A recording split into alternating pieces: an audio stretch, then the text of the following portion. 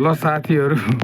हाम्रो चाहिँ गाउँमा यसरी डोको बुन्ने चलन यसरी हुन्छ मैले खासमा अघि सुरुदेखि हेरिरहेको थिएँ नि त बुनेको दाइ मैले चाहिँ किनभने त्यहीदेखि नै सुरु गरेर देखाम भन्ने बेला भइरहेको थियो अरू गफमा हामी गयो हजुरले अरू गफ सुनाउँदा पनि मैले त्यहाँ आँखा चाहिँ मेरो त्यहाँ गइरहेको थिएँ कि कतिवटा त्यहाँ हाल्नुपर्ने चाहिँ सुरुमा जग यस्तो पुरा थाहा हुनु पऱ्यो नि तर यो अब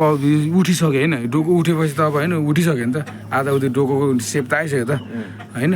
त्यो भएर सुरुको चाहिँ कसरी रहेछ भन्ने कुरो चाहिँ मैले देखाउन लाएको थिएँ यो चाहिँ डोको बुन्ने हो साथीहरू ट्याक्कला डोको बुन्ने डोको नाम्लो भने जस्तो थाहा होला नि अब नेपालीलाई त थाहा हुनु पऱ्यो होइन झ्याम गाला भनेर ढेँडो के हो थाहा हुन्न भन्न त पर्दैन होला होइन त्यो हो यो डोको हो डोको चाहिँ यसरी बुनिन्छ ट्याक्क पात चोया भनेको पात भने हरियो हुन्छ नि हरियो चोयाको त्यसलाई भन्छ पात चोया पात जस्तो पातलो बनाएर एकदम सिल्की बनाएर काटेको पात चोया होइन त्यसलाई पात चोया भन्छ नि हो त्यस्तो हो त्यसले चाहिँ बुनिन्छ त्यसले बुनेको डोको चाहिँ बलियो हुन्छ अलिक बेरसम्म खप्छ नि त म नि सिक्छु बाबासँग सिक्छु जोकोसँग सिक्छु डोको बुन्न सिक्छु म डोको बुनेर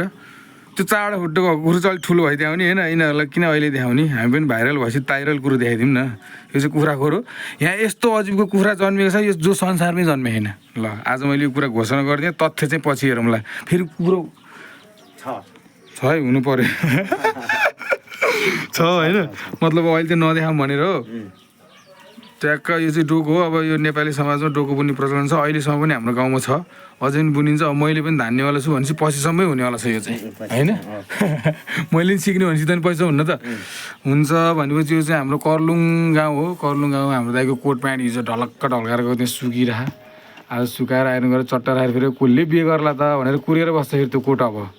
त्यस्तो होइन दाइ झलक्क बनाएर जाने हो नि हामी अहिले बाख्रा चराउनु जाने त्यो डाँडाको स्वाट्ट फेदीमा सिधै कुरा गर्नुपर्दाखेरि त्यो डाँडाको स्याट्ट फेदीमा बाख्रा चराउनु जाने अहिले हामी हो उस्तै पऱ्यो म मुड र समयले भ्याएछ म पनि भेट हुनसक्छ आज सुरा दाइसँग झ्याट्टै क्यामेरा र कुकुर लिएर दाइसँग बाख्रा हेर्न म उस्तै पऱ्यो म भेट हुन सक्छु मेरो आफ्नै तालमा आउन पनि सक्छु है दाइ ल त्यो कुरो अलिक धेरै नै भिडियो अहिलेको सर्टमा गएर चाहिँ 3-4 मिनट गरेर यस्तै हो गाउँघर केही छैन यस्तै हो अब हुन्छ बिस्तारै हुन्छ यहाँ ढलान हुन्छ आँगन ढलान हुन्छ के हुन्छ छोराहरू विदेश छ नि यो घर पनि गडक्क परेको त्यो कुराहरू टेन्सन लिनु पर्दैन तिमीहरू साथीभाइहरूले हामीले चाहिँ के हो भने अब हामीले 2000 यति सालमा चाहिँ के काम गरिरहेको थियो त्यो जिन्दगीमा भनेर पछि कालान्तरमा चाहिँ हामीले चाहिँ अब केबाट थाहा पाउँदा मोबाइल मोलाहरू हराएर जान्छन् फोटो च्यातिएर जान्छन् होइन यो भिडियो चाहिँ रहिरहोस् भन्ने हिसाबले हामीले युट्युबमा हाल्न खोजेको होइन अरू चाहिँ के होइन भ्युज लाइक सब्सक्राइब अब दाइले कुखुरा पालेको बाख्रा पालेको देखेर मिहिनेत गरेको देखेर कसैले हानिदिन्छ गरिदिन्छ भनेदेखि त्यसमा नाइनास्ती छैन नत्र ल गरिदिनुहोस् न हजुर भनेर ढोकामा जाने चलन चाहिँ नि खासै छैन जस्तो लाग्छ सुरत दाइको नि मलाई आए हर कुखुरा आए यहाँ यी थोरै हो नि त यी त केही अंश मात्रै हो यहाँ खोलिदियो भने त यहाँ क्यामेराको यो गेडै खाइदिन्छन् कप्ले गनाएर होइन त्यस्तो खालको छ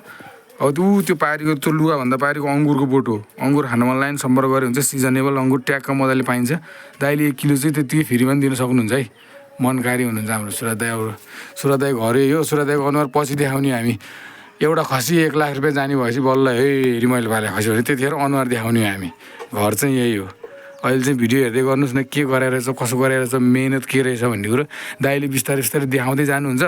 जङ्गलको भिडियोहरू देखाउँदै जानुहुन्छ मजाले हेरिदिनु पऱ्यो नि बुढाले विदेशबाट पैसा कमाएर पठायो अनि त्यति भिडियो पनि हेर्न नसक्नु भयो त के काम लाग्यो होइन सहर बजारको मान्छेले भनेकै मैले यो चाहिँ त्यति हेरिदिनु पऱ्यो नि त ल केही छैन यति नै हो ल हस्त नमस्कार धन्यवाद जय नेपाल